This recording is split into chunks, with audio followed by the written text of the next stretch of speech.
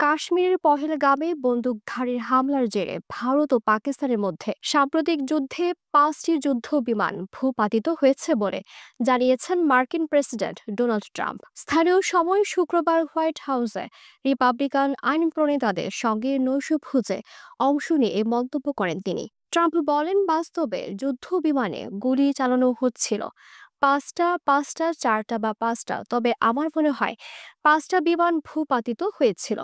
যদিও তিনি স্পষ্ট করে বলেননি কোন দেশের যুদ্ধ বিমানগুলো ভূপাতিত হয়েছে।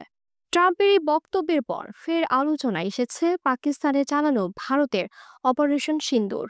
গত 22 এপ্রিল ভারত নিয়ন্ত্রিত জম্মু কাশ্মীরের পেহেলগামে ভয়াবহ সন্ত্রাসী হামলার পর ভারত পাকিস্তানের ভূখণ্ডে এই অপারেশন চালায়। ওই হামলায় অন্তত 26 জন নিহত হয়। এর জেরে 7 মে রাতে উভয় দেশের মধ্যে শুরু হয় বিমান, ক্ষেপণাস্ত্র ও স্থল হামলা, যা চলে টানা 4 দিন। ট্রাম্প একাধিকবার ভারত ও পাকিস্তানের মধ্যে যুদ্ধবিরতির কৃতিত্ব দাবি করেছেন। তিনি বলেছেন, আমরা অনেক যুদ্ধ থামিয়েছি।